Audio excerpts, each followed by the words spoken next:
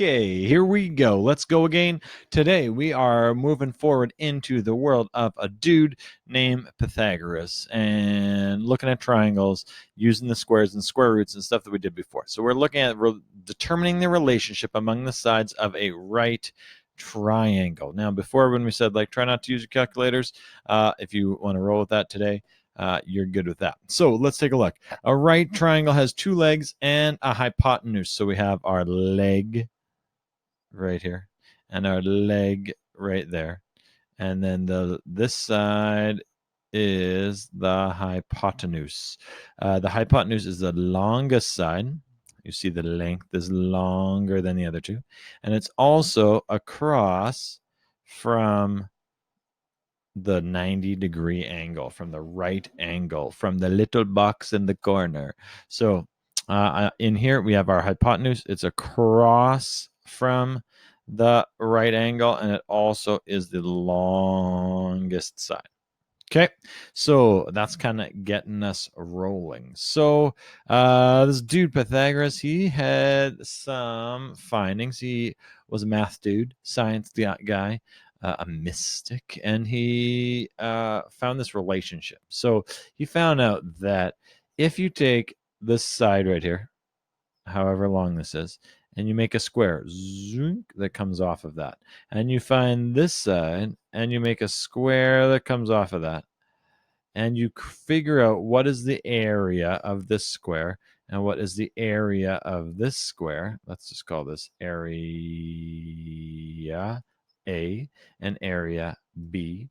That is going to be equal, if you add those together, the sum is going to be equal to the area of this of the hypotenuse if you had a square there. Okay, so if you took the side length, made it into a square, and you add those two squares together, it would be the area of this square right here. And so we write that area A, oops, it should be a little smaller, plus area B equals area H. Now, sometimes you see it as area C, A plus B equals C, area A, area B equals area C. We use area H just because we found that it was easier for us to remember that that was the hypotenuse. And since, the A, B, and C is just a variable anyway, it didn't really matter, so we like to use that. So let's take a look here at some samples. So we've got a right angle triangle here. Let's just throw that in there to remind us. This side, we have a side length. Sorry, we have an area here. We have our edit. Okay, so this one, we've got a side length of A is 3. Here, we've got a side length here is 4. We want to figure out, okay, what's our total area here? What's our total area here? And if we put those together, this box plus this box is going to equal this box. Okay, so I kind of wrote over all those, but it's okay. We get the point. 3 and 4, and this was H.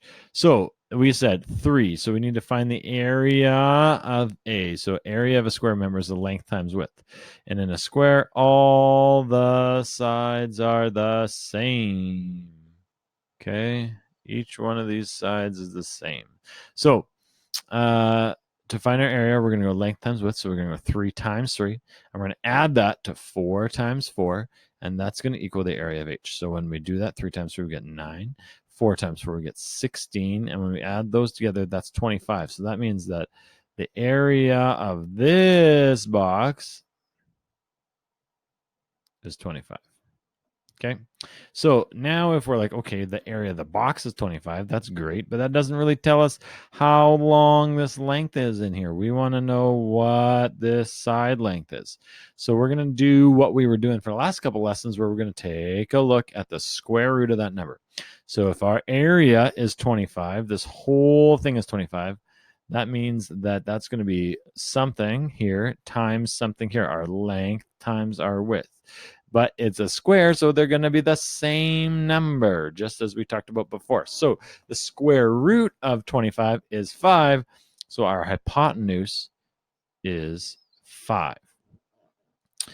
Let's take a look at a sample here. So we've got, I'm just going to label in, let's see if this will show up, our right angle, so we remember that. So we're going to start with our area, A plus area B is going to be equal to, let's make that B a little bit better, area H. Okay. So if we draw a box out of here, this side length is 5. This side length is 12. We draw our, oops, it went off the screen. Draw our box off there. That's going to equal, oops, that was terrible. That was just absolutely not box-like. Square-ish. Okay. So we got a side length here. So our area is going to be 5 times 5. Plus our side length here is 12. Then we need 2 of them because it's a square. 12 times 12 equals area H. So 5 times 5 is 25. Yes, thank you for always yelling that back out at me. 12 times 12 is? Yep, took you a little longer, but that's okay. 144 equals area H. Okay, 25 plus 144. Let's calculate that just to make sure. 144 plus 25. No shame in that if you need to double check it. 169 equals area H. If you wanted to try that in your head, you got 144 and 25. We can go up here to 9 to 6 to 1 if you want to test it out that way too. Okay, so this is 169 for this whole area. How much is H? I'm going to pause me now and figure out what the area of H is. Pause me. Pause. Press pause. You haven't pushed pause yet. Just push pause real quick. Okay, good. So, what did you get?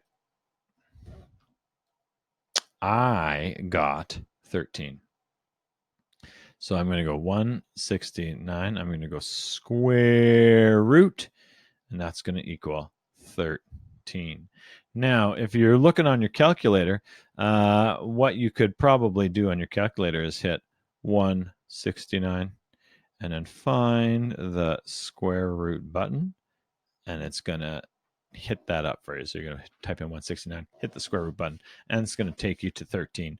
Or you could just memorize all of your square roots and your perfect squares all the way up, and that would be good too. Whichever way you want to go. So let's take a look and see. We got, I think, one more sample in here. Oh, the other thing that you could take a look at is our friend over here, which we looked at before, if you'll recall. It is visual. This is looking at an interactive way to kind of take a look at this. So there's a few different kind of practices you can go. Let's go through just one level of it, just as a trial. So it's saying right here, the area of this whole block, so A squared, the area of this whole block is 9. So I'm going to drag that up there. The area of B, this whole block, is B squared. The area of this whole block is C squared. Now remember, if you recall, I said, oh, we lost it. If you recall, there's also a sweet video about skate parks in there. We said that we use H as our last one, area of H instead of C. But on here, they use C. Lots of people use C. So we put those into the space. Let's check it out. Okay, cool. So if the area A squared is 9, a square root of A squared would be the same as, oh my goodness, which one of these? Is that 9 divided by 2? Is it 9 times 9? Is it 9 times 2? What is that A squared? It's the square root of 9. Here, B squared is 16, so we want to do the square root of B squared, so we're looking for the square root of 16. The square root of 25, so the square root of C squared is the square root of 25. Let's hit check. Success. Okay. Okay, so what is the square root of 9? What times what makes 9? 3. What times what makes 16? Cuatro. What times what makes 5? Cinco. Let's check it out. Actually, let's put one in and just see what happens if it's something wrong. Oh, didn't work. It tells us what's right and it leaves us with what's wrong. So you can use this if you want to kind of play around and see if you understand what's going on. Let's check it out. Boom. Click to try another one. So you can mess around in there and try it out. It's a really cool example and it'll let you sample a few different things. Let's take a look at one more example in our world. So what happens? Oh, this is juicy. What happens if we know the hypotenuse, but we don't know this side length? Bum, bum, bum. Okay, so let's go. What do we know? Let's put in our equation. Area A plus area B equals area H. Okay, what do we know? So we know B is still here. So area B is, area. So area A, so this side length is 6. So we know to get the area, we're going to go 6 times 6. Equals, this side length is 10. So we know if we're trying to get the area of a whole square, right? Because we get a whole square here. That just made it really messy, but hopefully it makes sense if you followed along. So then we're going to go 10 times 10. Okay, because that side length, we need to figure out the whole area of that side length. So we've got 36, 6 times 6, plus area B equals 10 times 10 is correct, 100. Okay, so now we've got this thing figured out. Oh man, we're back to the algebra rules. We need to get area B by itself. So what are we going to do? We need to subtract this 36 and subtract this 36. Okay, let's try it out. So now we've got 36 minus 36 cancels out. Area B equals 100 minus 36. So that means area B equals, let's type that into the calculation machine, 100 minus 36. What did you get? Yes, that is also what I got. If what you got was 64. So I got 64. So another way, we have this written down here, area H minus area A equals area B. But I like to, more often than not, put it into this kind of format still and use those rules or use those things that we figured out in the algebra world where we need to get that variable, isolate that variable. And so we need to do whatever we need to do to get it by itself. I like to do it that way. So, okay, we got the area is 64. The area of B, what is the side length? Pause it, figure out the side length, and then come back here.